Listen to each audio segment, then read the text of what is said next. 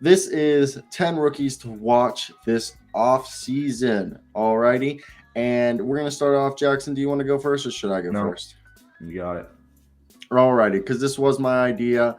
We will have my top This turn. fucker. Me? Okay. So, yeah, I'm going to take all the credit here. Jackson tried pushing out. I did. I really did. I wanted to go eat food, and I was thinking, but I did it. He did What's it. up, Matt? He put his big boys balls on and he did big boys things. So, with that being said, we're going to queue up mine. This is my 5. Then we'll Brought show to you. Jackson. Brought to you by Jackson Elstro's Graphic Incorporated. Yeah, right here. So, I have as my top rookie to watch Simone Fontecchio, the man from my homeland, Pescara, Italy, which literally that's where my family's from, Pescara. And then following up, got to shout out my Orlando Magic for Paolo Banchero. Third, Jaden Hardy, somebody that I believe who could be a dog. Then Dyson Daniels, you got to love those international boys. And finally, I hate Christian Brown, but I love me some Ochai Abaji. And now, let me go through and tell you why I chose these guys each by each. First off, Simone Fontecchio. I've talked about this before. Simone Fontecchio is a dark horse to win Rookie of the Year. This guy's 6'8" with basically almost a 6'10" wingspan, and he's built like almost at 220. All right, he's an Italian Cup winner, a 3-time Italian Super Cup winner, and his play style, he's played shooting guard at a point. Now he's more of a small forward, power forward. He's a great all-around game. He's very active off ball. He can play on ball. Obviously, he's more of an outside threat than an inside threat. He's going to be a 40% three-point shooter. He's athletic as hell. He can dunk the ball, and he's always putting effort on the defensive end, and he stays in front of smaller, quicker players with his length. And if he just stays aggressive, he has the work ethic and the physical tools to be a fucking dog. Now, next I had up was Jaden Hardy. Jaden Hardy was a guy that fell from grace, but if you watch Jaden Hardy finish out, I think, Jaden Hardy, for some people, he might not be their type of player, but he's a smaller score first player who doesn't really defend. I mean, obviously, on top of that, Hardy has some real athletic limitations that could cause some issues, but I think he's in a situation that's going to be great for him, and due to the fact that it'll help him improve defensively with his defensive effort and decision making. Then the other thing is his mindset's going to be good with Jason Kidd and Luka Doncic there. He's a crafty, technical, good ball handler that he can find success creating his own shot. He's got a good touch, and I think he could develop into a similar player like Jordan Poole maybe. And I think if you really saw that second half of the season, he was hitting his shot. Now, Paulo Banchero is obvious why he's my number one guy. Not number one guy, but third guy on the list. But number one guy, if I had to say if it wasn't Simone Fontecchio. Look. Oh, so Tyree, Simone Fontecchio is an Italian guy. And he's not even white. Cyro's not even white. Yeah, I'm not even white. But Jabari. I got Paulo Banchero here because Paulo, he's just going to dominate. And we all know what Paulo is, okay? I think his game is he's going to become a primary offensive creator. I think he is more of a number 2 option, but he's going to be a guy who's going to be a sharp passer, very fluid shot creator. And if he hangs his head on defense, he could be good. Dyson Daniels, I think he's the ultimate juggernaut. He could be the best defensive player this season out of his class. Nearly 6'8" with a 6'11" wingspan or some shit like that. And he's a terrific defender already. Handles the ball well, passes at a high level. He's got a jumper, and that's coming around. He has the mechanics, and I think he's a guy that it's very hard to find high-level defense plus high-level passing and processing with real size and decision-making at such a young age. And Jalen, these are rookies, you guys. Jalen Green's not a rookie. And finally, Ochai. He's basically, in my opinion, defensively, he's going to come in and be the same defensive player that Quentin Grimes is right now, if not better. And offensively, I think at the very least, he'll be the same player that Malik Beasley is, if not, a more consistent shooter. At the end of the day, I think Abaji is a great player who's gotten better every season. and his numbers are terrific out of spot up shooting. He has NBA range, and the thing is he's more of a fourth option, and the combination of his 3-point spacing off the catch and his quite good on the ball defense at least gives him a really high floor of being a reliable rotational wing who could probably be a starter for most of his career. You like that? Yeah.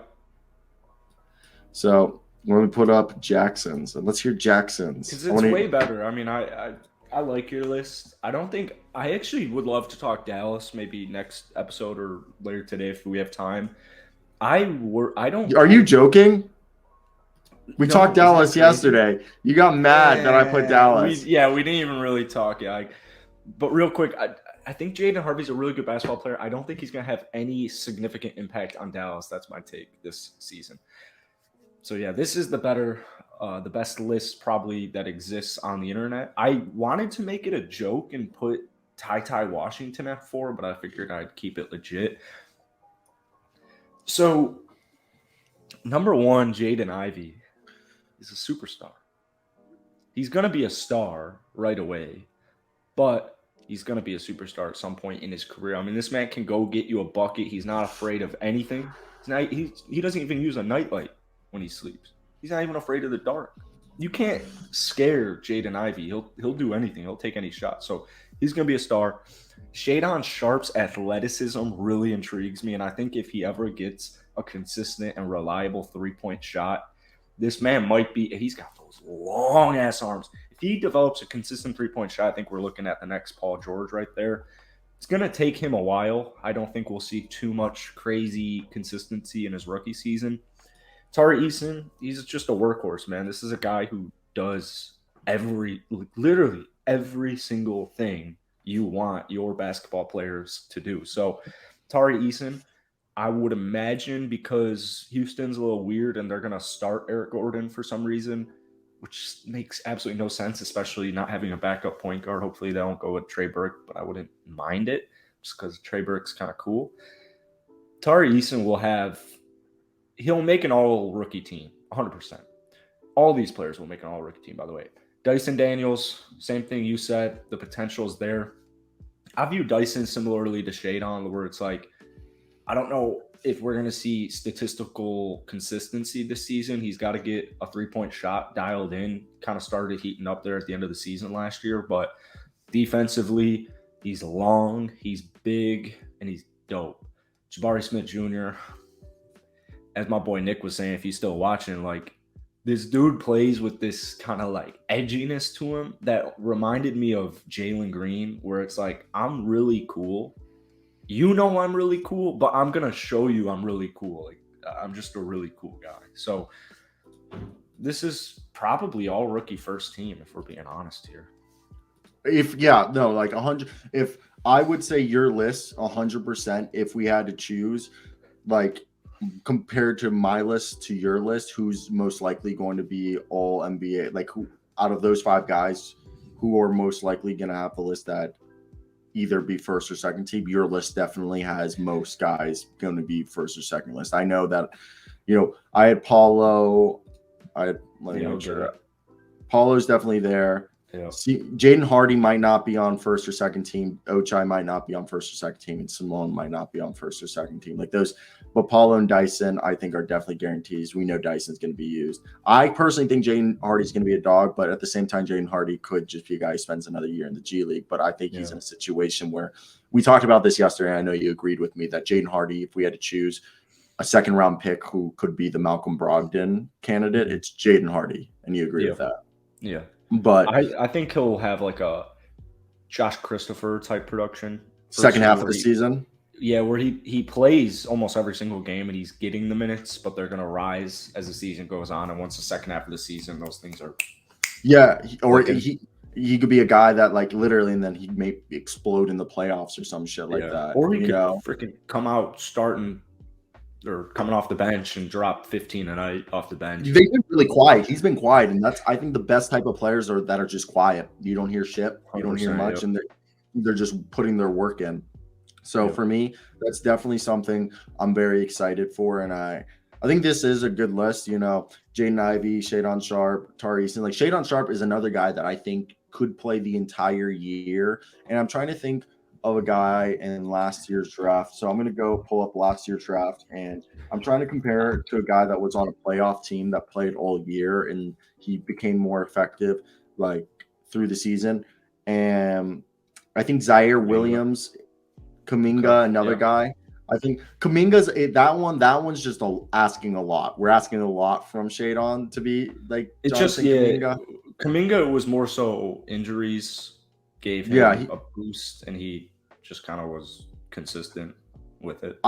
My thing was with Zaire. I know there was some weaknesses shown with Zaire, but Zaire, like, he was playing 21 minutes a night, and he even played some of the playoffs. But Trey Murphy's a good example. I think Trey Murphy was a huge guy for the New Orleans Pelicans when playoff time came. In 6 games in the playoffs, yeah, he was averaging only 5.2 points and 2.5 rebounds, but he's shooting 47%.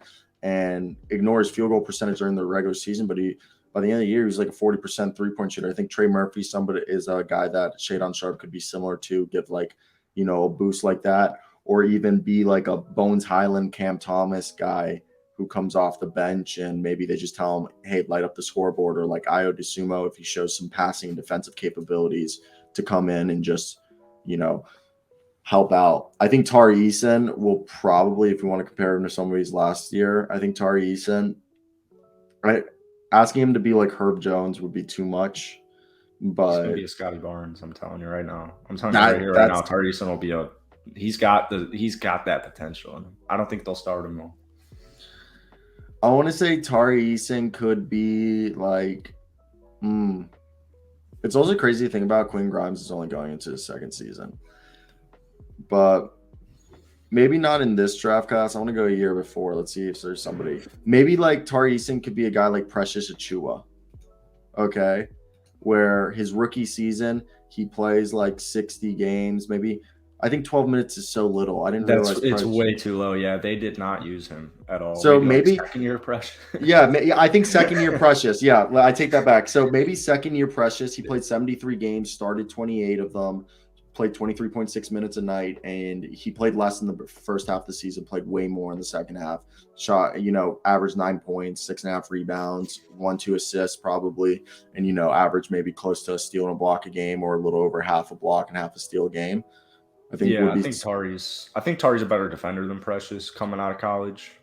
I think better perimeter defender, like all-around defender, but I think Precious is the better interior defender. I mean, Precious is a guy that was arguably, once James Wiseman got hurt, was moved to center in college and played a lot of center, but in the NBA is a power forward. And I think his rookie season, he was used as a backup center, but then in Toronto, they were like, nah, bro, you didn't take any threes really in Miami. And then when he came to Toronto, Nick Nurse was like, bro, you're a power forward. You're a fucking power forward. I think they used him more at center. They did a lot Precious? of mixy with Siakam. I don't even know. Raptors don't even have a center. Position. Yeah, they don't play positional basketball. But on any other team, Precious would be a power forward. Wow. I think. But who could play center? But I think, it's like, I think Bam Adebayo is a center who you wouldn't want to play him at power forward. Precious is a guy who can play center, but he's more versatile at power forward. Kind of like John Collins, like when they can play both positions, but they're super like better at power forward. They're more versatile there. Yeah. Nick Bavaro says, who's the most overrated rookie? Ooh. I love this freaking question. I think it's Keegan Murray, but if we want to get a little bit, Keegan could be because he dominated Summer League. Oh, I think Chet Holmgren was originally. If he hadn't gotten hurt, it was definitely Chet Holmgren before the injury. Everyone was jerking Chet Holmgren's dick off. Like, it was like you either thought Chet Holmgren was going to be an injury case, or you thought Chet Holmgren was like the next coming of Yao fucking Ming. Oh, I have the answer. It's Who you got? Davis. You're going to disagree with that. It's Johnny Davis. Coming into the draft, Johnny Davis was getting his dick fucking sucked. But I want to say, the hype fell for Jabari because he wasn't good in the summer league.